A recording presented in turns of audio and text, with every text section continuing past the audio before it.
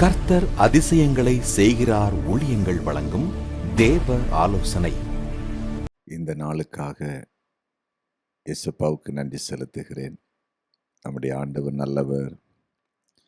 தேவாலோசனை நிகழ்ச்சிக்காக உங்களை வரவேற்கிறேன். ஆண்டவர் நல்லவர், ஆலோசனை கர்த்தர். அவர் உங்களோடு இன்றைக்கு பேசப் போகிறார். இன்றைய தேவாலோசனைக்காக தெரிந்து கொண்ட வேத வசனத்தை அடியேன் வாசிக்கிறேன். 1 ராஜாக்கள் 21வது அதிகாரம் 25வது வசனம்.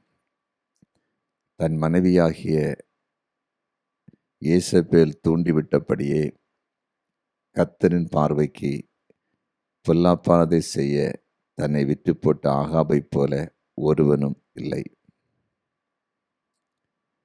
தன் மனைவியாகிய யேசபேல் தூண்டிவிட்டபடியே அப்படின்னு சொல்லப்பட்டிருக்கிறது. இன்றைய தேவ ஆலோசனையின் தலைப்பு, மற்றவர்கள் தூண்டிவிடுகிறார்களா? மற்றவர்கள் தூண்டிவிடுகிறார்களா? இங்க ஆகாப் ராஜாவை மனைவி தூண்டிவிட்டாள். நல்லது செய்வதற்கு அல்ல, தீமை செய்வதற்கு. என்ன தீமை செய்வதற்கு? என்ன தூண்டினா? எதனால தூண்டினா? ஆகாப் நாபோத்துடைய ஒரு திராட்சை தோட்டத்தை தனக்காக கேட்கிறான். அவன் அதை எங்க பிதாக்களுடையது, அது எனக்கு சொந்தமானது, நான் அதை தரல, உங்களுக்கு இப்போ கொடுக்க முடியாதுன்னு சொன்ன உடனே இந்த ஆகாப் ரொம்ப சோகமாக வீட்டில் போய் உட்கார்ந்துருக்கிறான். மனைவி கேட்குற, ஏன் இப்படி இருக்கீங்கன்னு. அப்போ அவன் விஷயத்த சொல்கிறான். உடனே அவன் என்ன சொல்கிறான்னா, உபவாசம் என்று கூறி நாபோத்தை வீதியில் நிறுத்தி கல்லை வச்சு அடித்து கொலை செய்துருவோம். நாபோத்து செத்து போயிட்டான்னு சொல்லிட்டு நம்ம அவனுடைய திராட்சை தோட்டத்தை எடுத்துக்கொள்ளலான்னு சொல்லி ஆலோசனை கொடுக்குறான். இந்த காரியத்துக்கு ஆகாப் உடன்படுகிறான். உடன்பட்டு அந்த தீமையை அவன் செய்ததா பைபிள் எழுதப்பட்டிருக்கு. அது அதிகாரத்தில் நல்லா யோசித்து பாருங்க. இந்த மனைவி என்ன சொல்லியிருக்கணும்? சரி, நம்ம கேட்டோம், அவன் கொடுக்கல, விட்டுருங்க, நமக்கு வேற கிடைக்கும், இல்லது வேற எங்கேயாவது வாங்கலாம், நம்ம தானே ராஜா, நமக்கு எங்கே இடம் கிடைக்காம போகுது, அது அவனுடைய பிதாக்களுடையது, தகப்பனுடையது, தாத்தாவுடையன்னு சொல்லிட்டு இருக்கிறான். அவன் ஆசையாக அதை வச்சிருக்கான். நம்ம அதை போய் எதுக்கு வம்புக்கு வீம்பு பண்ணி வாங்கணும்? அவன் மனமுகந்து கொடுத்தா வாங்கி இருக்கலாம் அப்படின்னு அவ சொல்லி கொடுக்கணும். ஆனால் பாருங்க, தூண்டி விடுறா. ஒரு குடும்பத்தை அழிக்கிறதுக்கு, ஒரு மனுஷனை அழிக்கிறதுக்கு தன் புருஷனை தூண்டுறா. நல்லா புரிந்து கொள்ளுங்க. சில குடும்பங்களில் நீங்கள் பார்த்தீங்கன்னா சிலர் மற்றவங்களை தூண்டி விடுவாங்க. புருஷனை தூண்டி விடுகிற மனைவிமாரும் உண்டு, மனைவியை தூண்டுகிற புருஷன்மார்கள் உண்டு. இனி சகோதரர்களுக்குள்ள விரோதங்களை உண்டாக்குவதற்கு தூண்டி விடுவாங்க சிலர். ஏன் இப்படி மௌனமாக இருக்கிறீங்க? ஏன் அதை நீங்கள் கேட்க மாட்டேங்கிறீங்க? போய் கேளுங்க, கேட்டுட்டு வாங்க அப்படின்னு சொல்லி தூண்டுவாங்க. எனக்கு ஒரு குடும்பத்தை தெரியும். குடும்ப தலைவர் கொஞ்சம் அமைதியாகவே எல்லாத்தையும் டீல் பண்ணுவார். மனைவி அப்படி அல்ல, எல்லாம் அவசர புத்தியாக செய்வார்கள். எதையும் யோசிக்க மாட்டாங்க, பின் விளைவெல்லாம் யோசிக்க மாட்டாங்க. அவங்க எதை தீர்மானிக்கிறாங்களோ அதை உடனே செய்யணும். அப்படி ஒரு தடவை அவங்க புருஷனுடைய குடும்பத்தில் சில காரியங்கள், சில பிரச்சனைகள் இருந்தது. அப்போ அந்த நேரத்தில் அவங்களோட குடும்பத்திலேருந்து வர வேண்டிய கொஞ்சம் இடம், அதாவது அவங்க சகோதரர்கள், தாய் தகப்பெல்லாம் இணைந்து அந்த இடத்த வச்சுருந்தாங்க. அவங்க அப்பொழுது அதை ஷேர் பண்ணணும்னு நினைக்கல. ஆனால் இவங்க, நீங்கள் போய் கண்டிப்பாக கேட்கணும், நமக்கு அதில் உள்ள பங்கு உடனே வாங்கணும் அப்படின்னு சொல்லி புருஷனை இருக்க விடாமல் தூண்டி விட்டு அவர் போய் கேட்க குடும்பத்தில் பயங்கர பிரச்சனை உண்டானது. அமைதியாக இருந்திருக்கலாம். ஏற்ற வேளையில் அவங்க தேவைன்னா கொடுத்துருப்பாங்க, இல்லைன்னா கொடுக்கலன்னா அப்புறம் பார்த்துக்கலாம். அதுதான் ஒரு மனைவி சொல்லி கொடுத்துருக்கணும். பிரச்சனையை அதிகப்படுத்தி விட்டது. சிலர் அப்படித்தான் தூண்டி விட்டுருவாங்க. அமைதியா இருப்பாங்க. வெளிய பார்த்தா சிலர கண்டுபிடிக்க முடியாது. பப்ளிக்ல வந்து அவங்க நிக்க மாட்டாங்க. கத்த மாட்டாங்க. ஆனா தவறான சில காரியத்த சொல்லி ஆலோசனை கொடுத்து இப்படி செய், இப்படி பண்ணு சொல்வதெல்லாம் மோசமான காரியங்களாக இருக்கும். நீங்க ஆமானுடைய குடும்பத்த பாருங்க. ஆமான் வந்து அகஸ்வ ராஜாவுடைய அரண்மனையில நல்ல ஒரு வேலையில இருக்கிறான். ஆனா மொர்தெகாய் என்கிற மனிதர் அரண்மனையில காவல்காரர். அந்த மொர்தெகாய் இந்த ஆமானை வணங்கி நமஸ்கரிக்கலைங்கிற அந்த காரியத்தினால அவன் வீட்ல வந்து அப்படி இருக்கிறான். அவன் சொல்றான், இவன் இப்படி செய்துட்டான். என்னை வணங்காம இருக்கிறான். என்னை நமஸ்கரிக்கல. எனக்கு கொடுக்க வேண்டிய கரத்தை கொடுக்கலன்னு. அவ என்ன சொல்லி கொடுத்தா தெரியுமா? ஒரு தூக்கு மரத்தை நம்ம செய்து வச்சுட்டு ராஜாவிட்ட போய் பேசுங்க. நீங்க என்ன சொன்னாலும் ராஜா கேட்பார்ல. நீங்க அவ்வளவு ராஜாவோடு ஐக்கியமா இருக்கிறீங்களன்னு சொல்லி அப்படி தூண்டி விட்டா. தூக்கு மரம் மொர்தெகாயை கொலை செய்வதற்கு ஆலோசனை கொடுத்தா பாருங்க. என்ன நடந்தது தெரியுமா? அந்த தூக்கு மரத்துல தன் புருஷனை தூக்குனாங்க.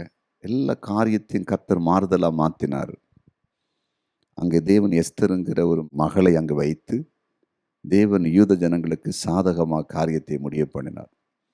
மொர்தெகாய்க்கு சாதகமாய் காரியத்தை முடிய பண்ணினார். இப்போ எல்லாம் இவனுக்கு நேர திரும்புது.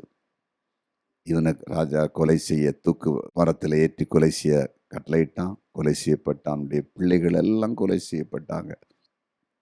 காரணம் என்ன? இந்த ஆமானுடைய மனைவியுடைய தவறான அந்த தூண்டுதல். அவ அப்படி தூண்டி இருக்கலாமா? புருஷன் நான் தூக்கு மரத்தை ஆயத்தம் பண்ணிட்டு ராஜாவிட்ட போய் சொல்றேன்னு சொன்ன இவன் என்ன சொல்லியிருக்கணும்? அப்படி செய்யலாமா? அப்படி செய்யலாமா? அப்படின்னு தானே சொல்லியிருக்கணும். நம்ம கொஞ்சம் பொறுமையாக இருக்கோம். ஒருத்தவங்களை விஷ் பண்ணாமல் போனான்னா நமக்கு என்ன வரப்போகுதா? என்ன அதில் நமக்கு குறைஞ்சி போகுதா? அப்படி தானே சொல்லி கொடுத்து அந்த இடத்த அமைதிப்படுத்தி இருக்கணும். தெய்வ பிள்ளைகளே, இன்றைக்கி சிந்தித்து பாருங்க. பல இடங்களில் குழப்பங்கள் வருவதற்கு நிச்சயம் அதுக்கு பின்னணியில் யாராவது ஒரு நபர் இருப்பாங்க. சில இடங்களில் கலவரங்கள் உண்டாவதற்கு, குழப்பங்கள் உண்டாவதற்கு, பிரிவினை உண்டாவதற்கு சில காரியத்தை சிலர் அப்படியே தந்திரமாக பேசுவாங்க. இதை பண்ணுங்க, இதை செய்யுங்க அப்படின்னு சொல்லி அப்படி தந்திரமாக பேசுவாங்க. எனக்கு ஒரு குடும்பத்தை தெரியும். கணவன் மனைவிக்குள்ளே பிரச்சனை. கணவன் மனைவிக்குள்ளே சின்ன சின்ன பிரச்சனைகள். அப்பொழுது அந்த சகோதரி போய் இனி ஒரு தேவ ஊழியர் இடத்துல அவங்க ஒரு ஆராதனைக்கு போவாங்க. சொன்னாங்க, என் கணவர் இப்படி ரொம்ப பிரச்சனை பண்ணுறாரு, ரொம்ப சண்டை போடுறாருன்னு. இவர் என்ன சொன்னாருன்னா, நீ வா போலீஸ் ஸ்டேஷனுக்கு, நான் உன்னை அழைச்சிட்டு போகிறாங்க, தெரிஞ்ச போலீஸ்காரங்க இருக்காங்கன்னு சொல்லிட்டு கூட்டிகிட்டு போய் புருஷன் மேலே கம்ப்ளைண்ட் கொடுக்க வச்சு போலீஸை கொண்டு போய் அவரை பிடிச்சி மிரட்டி எல்லாம் பண்ணினாங்க. பாருங்களேன், திடீர்னு கணவன் மனைவி ஒன்று சேர்ந்துட்டாங்க. அப்புறமா அந்த ஃபேமிலி, அதாவது இந்த பாஸ்டருக்கு விரோதமாக எழும்பி, அவருடைய ஜெப வீட்டுக்கு விரோதமாக எழும்பி, அங்கே ஊழியமே அவர் செய்ய முடியாமல் போச்சு.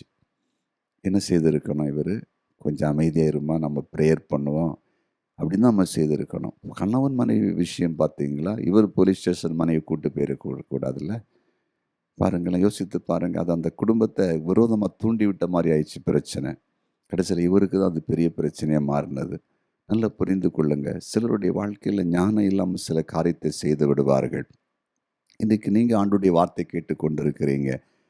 உங்கள் வாழ்க்கையை நீங்கள் சற்று சிந்தித்து பாருங்கள். நீங்கள் சிலர் அறியாமையினால் கூட சிலருக்கு சில ஆலோசனைகளை நீங்கள் சொல்லிக் கொடுத்து கொண்டிருக்கலாம். அது தவறான கருத்துகளாக இருக்கலாம். மற்றவங்களை தீமை செய்ய தூண்டி விடுகிறதா இருக்கலாம். அப்படி தான் நீங்கள் செய்கிறத தான் நீங்கள் கண்டிப்பாக அதை விட்டு மனம் திரும்பணும். கண்டிப்பாக மனம் திரும்பணும். மற்றவங்க தீமை செய்வதற்கு நம்ம தூண்டுகிற காரியத்தை செய்துட்டு இருந்தேன்னா அது நமக்கும் நம்முடைய சந்ததிக்கும் பெரிய பிரச்சனையை கொண்டு வரும். பெரிய பிரச்சனையை கொண்டு வரும். பெரிய பாதிப்பை அது நம்முடைய வாழ்க்கையில கொண்டு வந்துவிடும். நீங்கள் மறந்து விடக்கூடாது. கண்டிப்பாக கொண்டு வந்துவிடும். அதனால் அப்படிப்பட்ட காரியத்தில் அப்படிப்பட்ட குணம் இருந்தால் நாம் அதை விட்டு நிச்சயமாய் வெளியே வர வேண்டும். நிச்சயமாய் வெளியே வர வேண்டும். இன்னும் ஒரு தடவை பாருங்கள், ஒரு சகோதரன் சொன்ன காரியம் எனக்கு அதிர்ச்சியாக இருந்தது. பாருங்கள், குடும்பத்தில் ரொம்ப அன்பாக இருந்தாங்க. கணவன், மனைவி, மாமியார், அவங்க பெற்றோர்கள் எல்லாம் அன்பா இருந்தாங்க. அப்போ பாருங்களேன், அவங்க மனைவியிட்ட இனி ஒரு குடும்பம் சொன்னாங்க, உங்க மாமியார்ட்ட ரொம்ப கவனமா இருக்கணும். ரொம்ப மோசமானவன்னு சொல்லிட்டு. அப்படியே பேசிட்டாங்க. அதுக்கப்புறம் இந்த சகோதரி மாமியார்ட்ட அன்பாவே இருக்க மாட்டாங்க. எப்பவும் பிரச்சனை, போராட்டம். அந்த குடும்பமே பிரிந்து போயிடுச்சுது. அதேபோல இனி எனக்கு ஒரு குடும்பத்தை தெரியும் பாருங்கள். ஒரு சகோதரனுக்கு திருமணம் ஒழுங்கானது. திருமணம் ஒழுங்காகி நிச்சயதார்த்தம் நடைபெற்றது. அதாவது நிச்சயதார்த்தத்துக்கு பலரை, ஏறக்குறைய ஒரு 100 பேருக்கு மேலாக அந்த பொண்ணு வீட்டுக்கு இங்கேருந்து மணமகன் குடும்பத்தினர் அழைத்து சென்றிருந்தாங்க. அப்போ அங்கே எல்லாம் முடிஞ்சு நிச்சயதார்த்தம் எல்லாம் முடிஞ்சிச்சு. விருந்தெல்லாம் நடந்தது. அப்போ அந்த வீட்டுக்குள்ளே எல்லாரும் வீட்டில் வச்சு தான் நடந்துச்சு. அந்த நிச்சயதார்த்தம் வீட்டு வளாகத்தில் நடந்துச்சு. அப்போ அதில் இங்கிருந்து மணமகன் குடும்பத்திலிருந்து இவங்க ரொம்ப நெருங்கின உறவு முறையில் போன ஒரு சகோதரி. இவங்கள்ட்ட ரொம்ப அன்பாக பேசுகிற மாதிரி பேசுவாங்க. அங்கே போய் பார்த்தாங்க. அந்த குடும்பம் ரொம்ப வசதி படைத்த குடும்பம். ரொம்ப செல்வந்தமான குடும்பம். இவனுக்கு நிறைய அங்கேருந்து உதவியெல்லாம் கிடைக்க போகுது. இதை அறிந்த உடனே நைஸாக வீட்டில் போய் அந்த பொண்ணு அம்மா யாருன்னு பார்த்து பேசி, இந்த பையனுக்கு அவங்க பொண்ணை கொடுக்குறீங்க.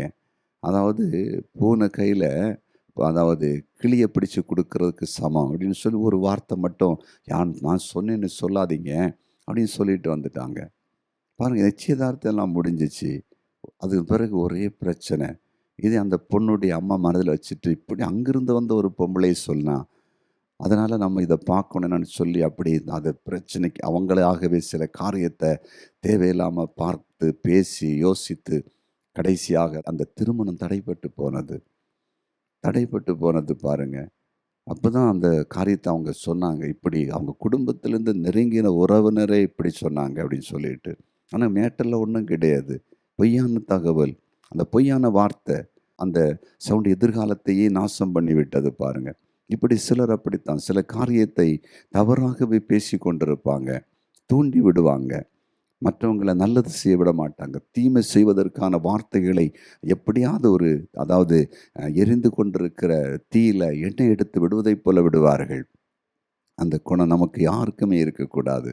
சில வேளையில் இப்படிப்பட்ட குணமுள்ள மனிதர்களால் நீங்களே தான் பாதிக்கப்பட்டிருந்தா கவலைப்படாதங்க, இயேசப்பா பார்த்து கொள்ளுவார்.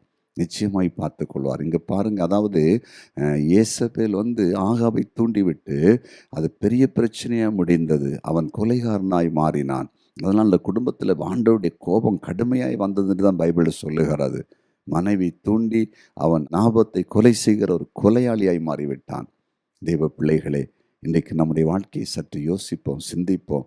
நாம் சிந்தித்து செயல்படுவோம். நாம் மற்றவர்களை தூண்டி தவறான காரியங்களை செய்து குடும்பங்களிலே, தேசத்திலே, ஸ்தாபனங்களிலே அழிவை கொண்டு வருகிற ஒரு நபராக நாம் இருந்து விடாதபடிக்கு நம்முடைய வாழ்க்கையை ஒப்புக் கொடுப்போம். கர்த்தர் நம்மை நடத்துவார். ஜெபிப்போமா? ஜெபிக்கலாம். ஆண்டவரே, நாங்கள் தியானித்த வார்த்தைகளுக்காய் ஸ்தோத்திரம். தேவ ஆலோசனையில் எங்களோடு பேசினீர். ஆகாப் ராஜாவை தன் மனைவி ஏசபேல் தூண்டிவிட்டாள். தீமை செய்வதற்கு தூண்டிவிட்டாள். கொலை செய்வதற்கு தூண்டிவிட்டாள். ஆண்டவரே, தவறான காரியத்தை செய்வதற்கு தூண்டிவிடுகிற மக்கள் உண்டு. இன்றைக்கு உம்முடைய வார்த்தை கேட்ட உம்முடைய பிள்ளைகளுக்குள்ள இந்த குணம் யாருக்குன்னு இருக்கக்கூடாது. அறிந்தும் அறியாமல் இருக்கக்கூடாது. அதே போல் மற்றவர்கள் தூண்டிவிட்ட நிமித்தம் உம்முடைய பிள்ளைகள் ஏதாவது பாதிப்புக்குள்ளாயிருந்தால் நீர் விடுதலை கொடுக்கும்படி ஆய்ச்சபிக்கிறேன். உம்முடைய வல்லமையுள்ள கரம் கூட இருக்கட்டும். அதிலிருந்து விடுதலை தாரும். பிரிவினைகளோ, குழப்பங்களோ, நஷ்டங்களோ வந்திருக்குமானால் உடைய பிள்ளைகளை தூக்கி எடுத்து நீர் நடத்தும்படியாக ஜெபிக்கிறேன். தீமையான காரியங்களை தூண்டிவிடுகிற மக்களுடைய எந்த கிரிகளும் உடைய பிள்ளைகளை நீ சேதப்படுத்தாதபடி நீர் காத்து கொள்ளும்படியாக ஜெபிக்கிறேன். உனக்கு விரோதமாய் உருவாக்கப்படும் எந்த ஆயுதம் வாய்க்காதே போகணும்னு சொன்னீரே, எல்லா ஆயுதத்தையும் ஆண்டவர் நிர்மூலமாக்கி போடும்படியாக ஜெபிக்கிறேன். எங்கள் ஜெபத்தை கேட்டீர். ஸ்தோத்திரம். இயேசுவின் நாமத்தில் பிதாவே. ஆமென், ஆமென்.